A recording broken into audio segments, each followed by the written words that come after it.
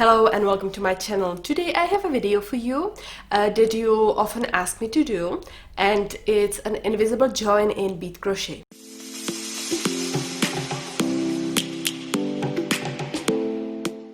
If you don't know what's going on, it's about sewing both ends of the bead crochet rope instead of attaching the fastening. It is mainly used if you make bracelets, where you can easily and quickly stretch the bracelet on your hand and you don't have to deal with any fastening. When I started to bead crochet, I was avoiding the invisible join because I thought it's difficult to make it, but believe me, it's not. Once I tried, I couldn't stop. It's super easy, effective, and it looks good. So now when I make a bead crochet rope, I make an invisible join in about 90% of cases. If you want to make an invisible join, you have to think about it before you start to crochet, because if you are not working with just one color, your bead crochet rope must consist of complete repeats of your pattern. If you stop crochet in the middle of a repetition of the pattern will be wrong and it won't connect well. The second thing you have to do is that you need to make first row with beads, like this. Some people like to start without beads. I also sometimes start with few rows without beads, but if you want to make invisible join, you have to start first row with beads right away. Also, it's important to keep even tension of initial chain of beads. Then you make a normal slip stitch bead crochet. If you don't know how to do it, look at my other tutorial, you can see the link here. Now we have the length we want to make a bracelet, and you can notice that the last row of the beads stand up straight. Normally I would make another row without beads to get the beads of the last row to the correct position like in the previous rows. But we will not do it, so we can make an invisible join. We keep it like this. We don't need the tail of the starting end, so we weave it into the bead crochet rope. So I will take my big eye needle, open it and put the thread inside, and weave it in. Don't pull it too tightly and don't go through the beads, just the tube itself.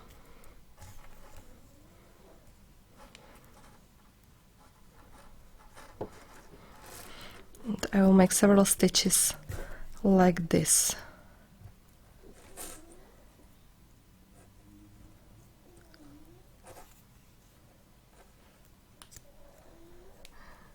And we need to hide the thread into the bead crochet rope.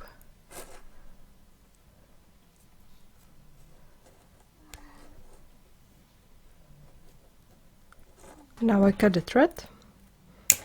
Now we take a look at the other tail, the ending tail. We cut the thread to be about 12 inches long.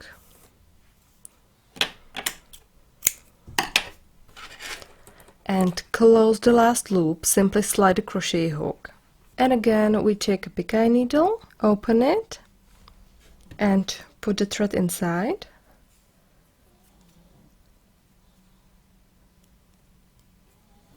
Then we need to identify some specific beads in our bead crochet rope. We take the starting end and we need to identify the first bead of the first row. It's this bead. This is the first bead we crocheted. You will recognize it by the fact that it has no neighbor on the side, on one side. Yeah. You can see that there is a gap. Or you can just remember when you are starting which bead is the first one, or you can make a mark on it, so you can identify it easier. Then we take the ending end and we identify the last bead we crocheted into. It's this bead. Not the last bead we crocheted, but the last bead we crocheted into. This bead is right under the last bead of the whole bead crochet rope, and at the same time it is also the last bead which is lying flat. You can see that the neighbor is straight up and this is lying flat. Now we weave the thread into the tube.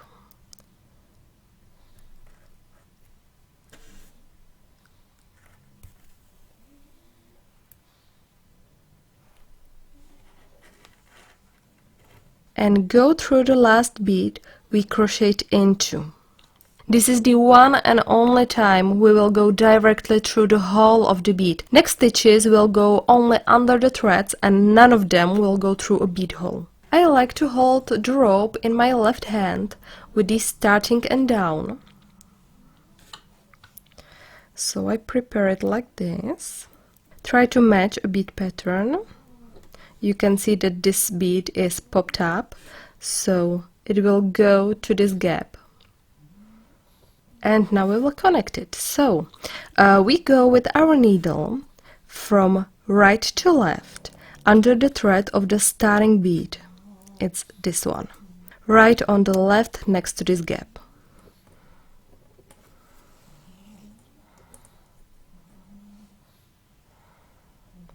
Normally I would tighten it well, but for this demonstration I will tighten a little bit later for you to see the whole process better.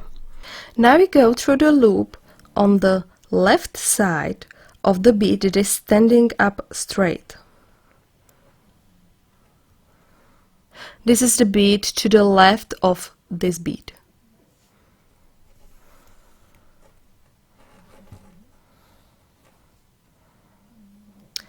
And you can notice that as you tighten the thread, the bead moves to the right lying position.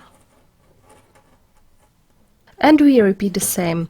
So we go with our needle from right to left under the thread of the next bead from the initial row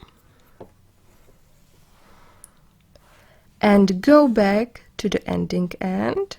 So we go through the left side of this loop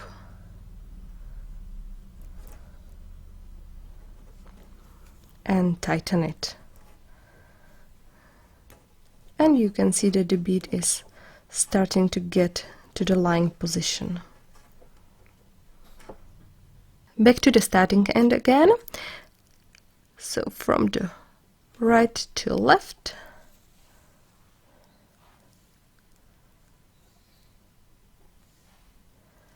Then back to the ending end.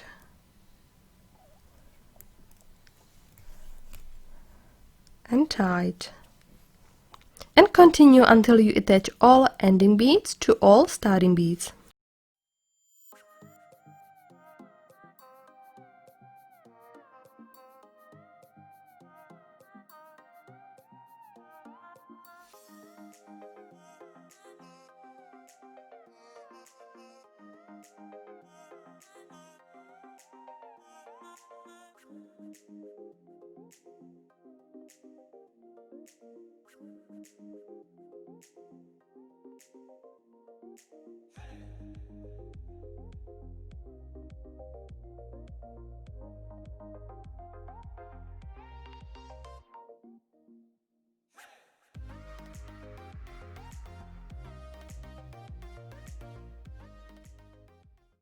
This is the last standing bead, so we go through the loop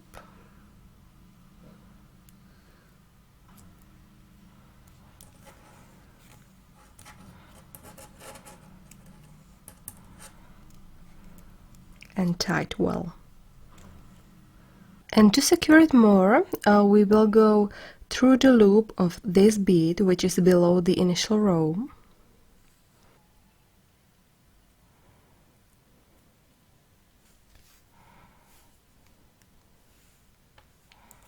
And if you want, go up here through this bead. This last little step helps to sit all these connected beads better.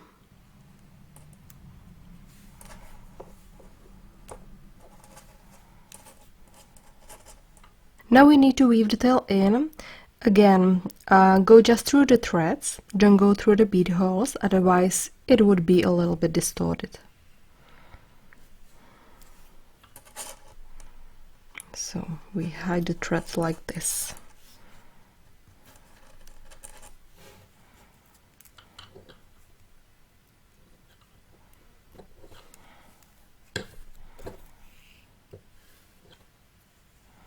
And now we can cut the thread. And that's all. Now I can put it on my hand. So I hope that you like this tutorial. If you have any questions, feel free to ask in the comments, and I look forward to seeing you in the next video. If you want to support me, please consider subscribing to my channel and ring the bell. Bye!